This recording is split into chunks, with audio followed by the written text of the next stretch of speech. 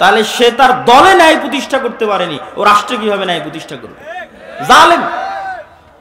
জুলম কখনো ইসলামী রাষ্ট্রের মানদণ্ড হতে পারে না, ন্যায় ইসলামী রাষ্ট্রের মানদণ্ড।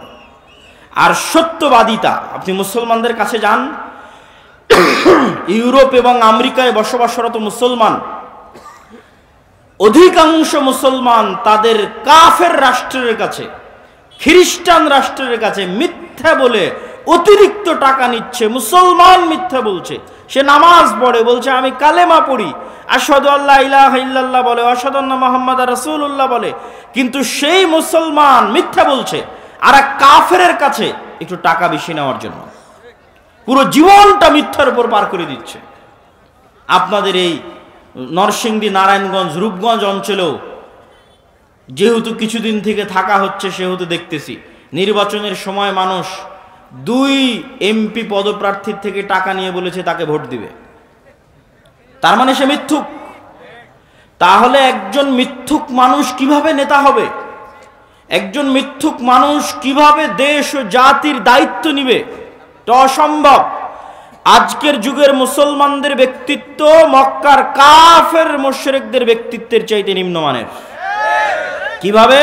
এখনই আলোচনা শুনলেন আবু তালেব কাফের, আবু তালেব মুশরিক, কিন্তু একটা প্রমাণ দেখান দেখি যে আবু তালেব কোনোদিন মিথ্যা বলেছে?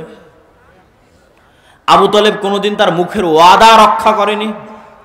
মুখের কথা রক্ষা করতে গিয়ে 3 বছর, মুখের কথা রক্ষা করতে গিয়ে 3 বছর ভাতিজার সাথে না খেয়ে জীবন পার করেছে। তার নাম আবু তালেব।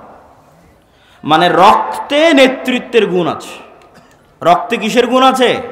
নেতৃত্বের গুণ আছে। মিথ্যা বলে নেতা হওয়া যায় না, কথা রক্ষা না করে নেতা হওয়া যায় না। আবু তালেব নেতা, he is a by born leader, জন্মগত নেতা। জন্মগত নেতা দেখে মুখের কথার দাম রক্ষা করার জন্য ভাতিজার সাথে 3 বছর না খেয়ে জীবন পার করে দিয়েছে। আবু সুফিয়ান নেতা, লিডার, নেতৃত্বের যোগ্যতা আছে, কাফের মুশরিক, কিন্তু ব্যক্তিত্ব আছে।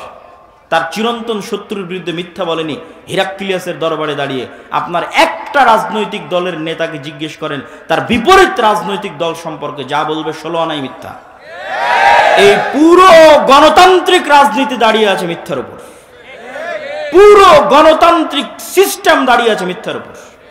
মিথ্যা না বললে গণতন্ত্র চলে না, মিথ্যা না বললে গণতন্ত্রে নেতা হওয়া যায় না, মিথ্যা এবং দুর্নীতি না করলে গণতন্ত্রে নিজের গদি টিকিয়ে রাখা যায় না। গণতন্ত্র সিস্টেমটাই এমন যে সিস্টেম আপনাকে মিথ্যা বলতে বাধ্য করবে। তো মিথ্যা বলে আপনি কিসের নেতা হবেন? কিসের রাষ্ট্রে ইসলাম প্রতিষ্ঠা করবেন? অন্যায় করে মিথ্যা বলে রাষ্ট্রে ইসলাম প্রতিষ্ঠা করা সম্ভব নয়। মুসলমানরা যদি বলে যে আমরা রাষ্ট্রে ইসলাম প্রতিষ্ঠা করতে চাই, তাহলে আগে মুসলমানদেরকে দায়িত্ব নিতে হবে যে তারা ইনজাস্টিস, অন্যায়ের বিরুদ্ধে শক্ত থাকবে। যেমন আজকে নরসিংদীর যুবকেরা যদি বলে যে হ্যাঁ তারা রাষ্ট্রে ইসলাম প্রতিষ্ঠা করতে চায়, তাহলে তুমি আগে নিশ্চিত করো যে তোমার নরসিংদীর নোয়াগাঁওয়ে কোথাও যেন একটা মেয়েরও যৌতুকের ভিত্তিতে বিবাহ না হয়। জুলম হবে আর মুসলমান চাইয়ে দেখবে ওই মুসলমানকে আল্লাহ নেতা বানাবে, নাউজুবিল্লাহি মিন যালিক। জুলম হবে, মুসলমান চাইয়ে দেখবে আর সেই মুসলমানকে আল্লাহ নেতা বানাবে ইসলামের নামে। আস্তাগফিরুল্লাহ আল আযীম। তুমি যদি বলো রাষ্ট্রে ইসলাম প্রতিষ্ঠা করতে চাই, তো ওখানে মৃত্যুবরণ করেছে, ওই মৃত্যুর জানাজায় উপস্থিত হয়ে ওর মেয়েকে তার সম্পত্তি বুঝিয়ে দিতে বাধ্য করে তারপর উঠে আসো। ডিসেন্ট্রালাইজেশন, কেন্দ্রীয় রাষ্ট্র ক্ষমতাকে ডিসেন্ট্রালাইজেশন করো, বিকেন্দ্রীকরণ করো, নিজের পরিবার, নিজের সমাজে ন্যায় প্রতিষ্ঠা করো। একবার ন্যায় প্রতিষ্ঠা করার সংগ্রামে নেমে গেলে আল্লাহ তোমাকে রাষ্ট্র ক্ষমতা এমনি দিয়ে দিবে ইনশাআল্লাহ।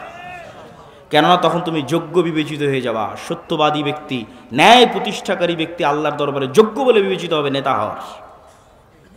আর যদি ওই কম্প্রোমাইজ করার স্বভাব না থাকে, যে গণতন্ত্রের সাথে কম্প্রোমাইজ, সমাজতন্ত্রের সাথে কম্প্রোমাইজ, সেকুলারিজমের সাথে কম্প্রোমাইজ, ধর্ম বিক্রি করে দেওয়ার সাথে কম্প্রোমাইজ, নিজের দিনের উপর আত্মবিশ্বাস নাই, তখন আমি শিখতে বলেছি যুবকেরা, নিজের দিনের উপর আত্মবিশ্বাস ফিরিয়ে আনতে তোমরা 2টে জাতিকে দেখবা, একটা ইহুদি আর একটা হিন্দু। দূরের কথা বাদ দিলাম, আজকে পার্শ্ববর্তী দেশ ভারতের কথাও যদি ধরি, যে বিজিবি এবং বিএসএফ এর সীমান্তে যে গন্ডগোল, এই গন্ডগোল নিয়ে ফেসবুকে যুবকেরা লেখালেখি করছে। হাসি ঠাট্টা ট্রল করছে যে ভারতের হিন্দুরা গরুর মূত্র পান করে, এটা নিয়ে হাসি ঠাট্টা এবং ট্রল। তো আমার কথা হচ্ছে, ভারতের ওই হিন্দু যে গরুর মূত্র পান করে, আর গরুর মূত্র পান করা একটা ভ্রান্ত কাজ হলেও এই ভ্রান্ত কাজের উপর ওর বিশ্বাস কত অটল, ওর বিশ্বাস কত অবিচল, যে একটা ভ্রান্ত কাজকে রাষ্ট্র পর্যন্ত প্রতিষ্ঠিত করেছে। আর তুমি কত বড় মরদ, কত বড় সাহসী যে তোমার নবীর সুন্নাত না তোমার জীবনে, না তোমার বাড়িতে, না তোমার পরিবারে, না তোমার রাষ্ট্রে। তো তুমি কিসের সাহসী, কিসের বীর পুরুষ? বীর পুরুষ সেই যে তার নিজের দিনের উপর অটল। ইহুদিদেরকে দেখে আসো যে তার দিনের কোনো একটা বিষয়ে ছাড় দেয় কিনা। সারা পৃথিবীতে সুদী অর্থনীতির গুরু তারা, অথচ নিজেরা কোনোদিন সুদ নেয় না, নিজেরা কোনোদিন সুদী লেনদেন করে না। কেন? তারা জানে সুদ মানুষকে গোলাম বানায়, সুদ মানুষকে কৃতদাস বানায়। আল্লাহর নবী নিজে সুদ মানুষকে যে গোলাম বানায়, কৃতদাস বানায়, তার দলিল দিয়ে গেছে।